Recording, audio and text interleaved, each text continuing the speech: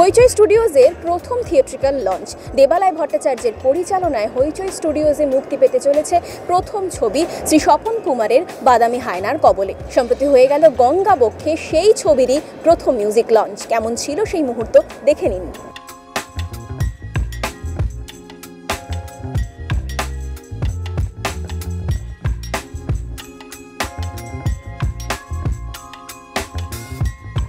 এই শহরটাকে যেভাবে দীপক চ্যাটার্জি দেখেছে বা স্বপন কুমার যেভাবে দেখাতে চেয়েছেন তার অঙ্গাঙ্গী কিছু যদি আমরা তুলে আনি কিছু লিস্টে, তার মধ্যে গঙ্গা নদী যেরকম থাকবে, হাওড়া ব্রিজও সেরকম থাকবে। তো এই সমস্ত কটা জিনিসই আমরা এখানে পাচ্ছি। এত গোয়েন্দা চরিত্র, আমাদের এত পছন্দের গোয়েন্দা চরিত্র, বাঙালি দর্শকদেরও থ্রিলার সিনেমা খুব পছন্দ, আবার দীপক চ্যাটার্জি কেন?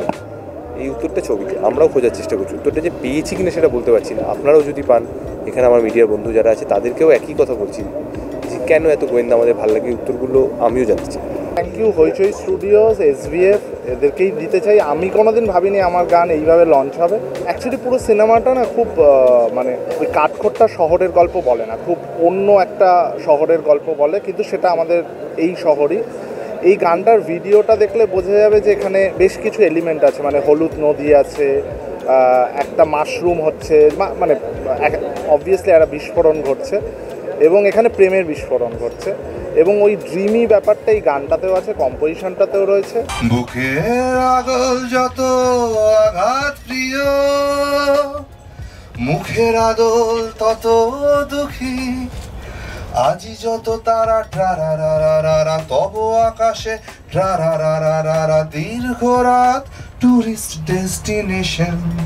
অভিনবভাবে মিউজিক লঞ্চ, তার কারণ ব্যাপারটাই অভিনব। দীপক চ্যাটার্জি শহরে ফিরে আসছে এত বছর পরে, তো সেলিব্রেশন করা তো উচিত। এবং দীপক চ্যাটার্জি যে আমি জানি যে যা লজিক নেই, যা শুধু ম্যাজিক এবং যে লার্জার দ্যান লাইফ, তো ন্যাচুরালি লার্জার দ্যান লাইফ ব্যাপার তো হওয়া উচিত, সেলিব্রেশন হওয়া উচিত। তাই জন্য ময়ূরপঙ্খী নৌকো করে আমরা গঙ্গার মাঝখানে গিয়ে দীপক চ্যাটার্জির গান শুনবো। বোধহয় এত বছর ধরে যে গোয়েন্দাটাকে ও মগজাস্ত্র দ্বারা চালিত গোয়েন্দাকে যে ও দেখিয়ে গেছে, তার থেকে বড়কে আলাদা হতে হয়েছে। এই গানটা কোথাও গিয়ে খুব হন্ট করবে বলে আমার মনে হয়। এই ছবির প্রত্যেকটা গানই আমার মনে হয় মানুষের ভালো লাগবে। আজকে তো প্রথম মিসাইল উৎসবটাই শুনলাম। এই গানটা আমিও জানতে চাই তোমাদের কাছ থেকে যে এই গানটা যদি চট করে জিজ্ঞাসা করা হয়, গানটা কোন প্লেলিস্টের আন্ডারে থাকবে? মানে এটাকে প্রেমের গান হিসেবে থাকবে, নাকি মন খারাপের গান হিসেবে থাকবে, নাকি অন্য কোনো উদ্দেশ্যে? সেটা আমি তোমাদেরকে জিজ্ঞেস করছি। ড্রিমি একটা গান বেসিক্যালি। এটা আমার কাছে ফার্স্ট এক্সপিরিয়েন্স এরকম একটা ক্রুজে করে গিয়ে গঙ্গার উপর দিয়ে। তো এটা হইচইয়ের ফার্স্ট মুভির ফার্স্ট গান।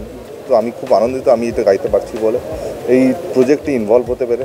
গানটার নাম মিসাইল উৎসব, সিনেমার নাম বাদামি হায়নার কবলে। তো আপনার গানটা শুনবেন, সব ধরনের OTT প্ল্যাটফর্ম, ইউটিউব, সব জায়গাতেই এটা অ্যাভেলেবেল আছে।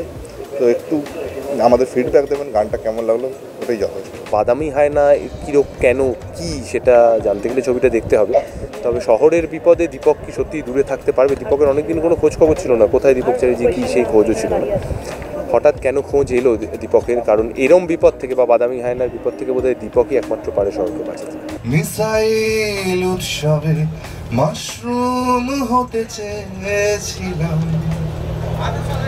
তুমি আর আমি এক মিসাইল উৎসবে মাশরুম হতে চেয়েছিলাম। এই ছবির প্রথম গান মিসাইল উৎসব মুক্তি পেল। অমিত চ্যাটার্জির সঙ্গীত পরিচালনায় ঋষি পান্ডার কণ্ঠে শোনা যাবে এই গান, যা লিখেছেন স্বয়ং পরিচালক দেবালয় ভট্টাচার্য। এরকম আরও অনেক আপডেট পেতে চোখ রাখুন আর্টিস্ট টিভি HD-তে।